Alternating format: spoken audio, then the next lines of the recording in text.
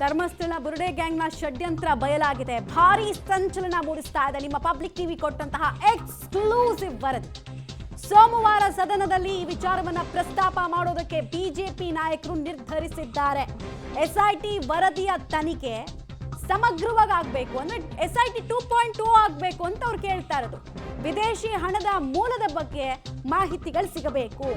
ಧರ್ಮಸ್ಥಳ ಬುರುಡೆ ಗ್ಯಾಂಗ್ನ ಷಡ್ಯಂತ್ರದಲ್ಲಿ funding ಯಾರ್ಯಾರ ಅಕೌಂಟ್ಗೆ ಎಷ್ಟೆಷ್ಟು ಹಣ ಬಿದ್ದಿದೆ, ಯಾರ ಸಂಪತ್ತು ವೃದ್ಧಿಯಾಗಿದೆ, ಯಾರು ಇದೇ ನೆಕ್ಸ್ಟ್ ಧರ್ಮಕ್ಷೇತ್ರ ಅಂತ ಹೇಳಿ ಕಟ್ಟಿಸ್ತಾ ಇದ್ರಲ್ಲ ಬಿಲ್ಡಿಂಗ್ಗಳನ್ನ, ಅದಕ್ಕೆ ಯಾವ್ಯಾವ ಅಕೌಂಟಿಂದ ಹಣ ಬಂದಿದೆ, ಎಷ್ಟು ವೈಟು ಎಷ್ಟು ಬ್ಲ್ಯಾಕ್ ಎಲ್ಲ ಗೊತ್ತಾಗಬೇಕು ಅನ್ನೋದು ಅವರ ಆಗ್ರಹ.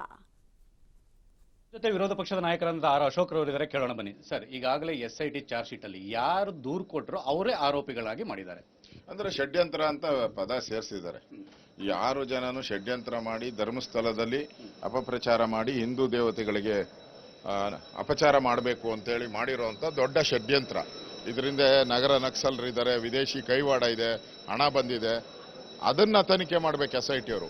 ಇದನ್ನ ನಾನು ಸ್ವಾಗತ ಮಾಡ್ತೀನಿ. ಆದರೆ ಮೇಯ್ನ್ ವ್ಯಕ್ತಿ ಇದಾರಲ್ಲ, ಇದೆಲ್ಲ ಮಾಡಿಸಿದಂಥವ್ನು ಯಾರು, ಹಣ ಕೊಟ್ಟವ್ರು ಯಾರು, ಅವ್ರು ಮಾಡಿದಾಗ ಇನ್ನಷ್ಟು ಶಬಾಷ್ಗಿರಿಯನ್ನ ರಾಜ್ಯದ ಜನ ಕೊಡ್ತಾರೆ. ಹಿಂದೂಗಳ ದೇವಸ್ಥಾನಗಳನ್ನು ಟಾರ್ಗೆಟ್ ಮಾಡಿ ಹಿಂದೂಗಳಿಗೆ ಅವಮಾನ ಮಾಡುವಂಥ ಈ ಪ್ರವೃತ್ತಿ ಈ ಕಾಂಗ್ರೆಸ್ ಪಾರ್ಟಿ ಇದೆಯಲ್ಲ, ಇದನ್ನ ನಾನು ಖಂಡಿಸ್ತೀನಿ. ಅಂದ್ರೆ ಪಬ್ಲಿಕ್ ಟಿವಿಗೆ ಆ ಒಂದು ಎಕ್ಸ್ಕ್ಲೂಸಿವ್ ಕಾಪಿ ಸಿಕ್ಕಿದೆ, ಅಂದ್ರೆ ಚಾರ್ಜ್ ಶೀಟ್ ಅಲ್ಲಿ ಏನೇನಿದೆ ಅಂತ. ಇದನ್ನ ಸದನದಲ್ಲಿ ಏನಾದ್ರು ಮಂಡಿಸಬೇಕು ಅಂತ ನೀವು ಆಗ್ರಹ ಮಾಡ್ತೀರಾ? ಈಗ ನಾವು ಮೋಸ್ಟ್ಲಿ ಸೋಮವಾರ ಕಾನೂನು ಸುವ್ಯವಸ್ಥೆ ಬಗ್ಗೆ ಚರ್ಚೆ ಮಾಡ್ತಾ ಇದ್ದೀರಿ. ಈ ವಿಚಾರನೂ ಕೂಡ ದೇವಸ್ಥಾನಗಳ ಬಗ್ಗೆ ಏನು ಅಪಪ್ರಚಾರ ಮಾಡುವಂತ ಒಂದು ಷಡ್ಯಂತ್ರ ಮಾಡ್ತಾ ಇದ್ರೆ ಈ ವಿಚಾರನೂ ತಗೊಂತೀರಿ ನಾವು. ಸೋಮವಾರ ಸದನದಲ್ಲಿ ಈ ವಿಚಾರವನ್ನು ಕೂಡ ಪ್ರಸ್ತಾಪ ಮಾಡ್ತೇವೆ, ಮಂಡಿಸ್ತೇವೆ ಅನ್ನೋದನ್ನು ಕೂಡ ಅಶೋಕ್ ಅವರು ಹೇಳಿರ್ತಕ್ಕಂಥದ್ದು. ಕ್ಯಾಮರಾ ಪರ್ಸನ್ ಶ್ರೀಕಾಂತ್ ಜೊತೆ ರವಿ ಸಚಿವ, ಪಬ್ಲಿಕ್ ಟಿವಿ, ಬೆಂಗಳೂರು.